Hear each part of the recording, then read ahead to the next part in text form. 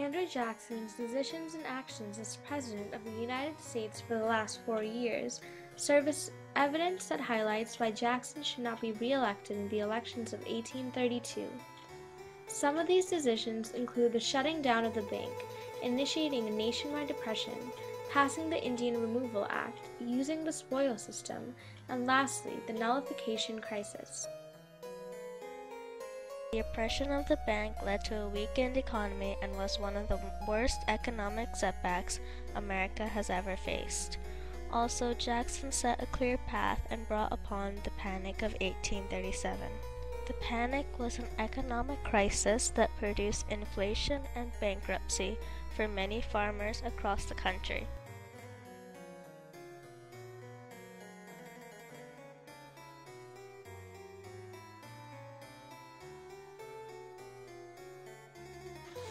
Andrew Jackson had a quenching thirst for reform and was determined to claim Indian land east of the Mississippi River. He wanted the 5 Indian tribes, Cherokee, Chickasaw, Choctaw, Creek, and Seminole, to relocate west. The Indian Removal Act, an act passed by Congress in 1830, empowered Jackson to request the Indians to either emigrate out west or renounce their tribes, assimilate into the white society, and be subjected to the nation's laws.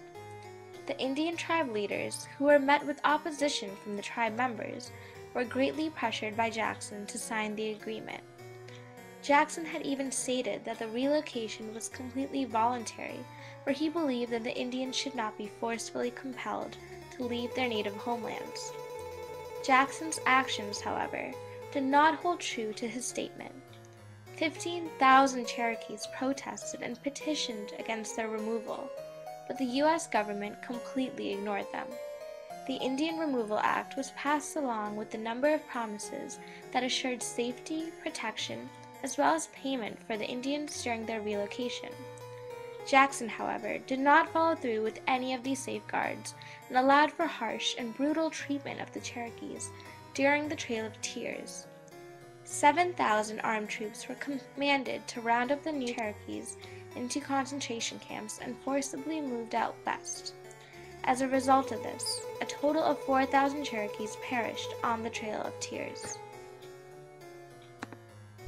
Southern states found protective tariffs to be unconstitutional and became a sign of oppression in South Carolina.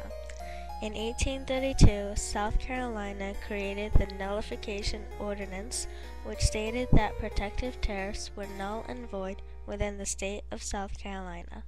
The force bill was passed by Congress to permit Jackson to use military forces against South Carolina.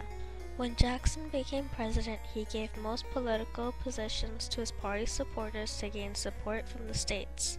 This was called the spoil system. Sometimes he ranked the party far above their qualifications. Andrew Jackson, a wealthy man, owned many slaves.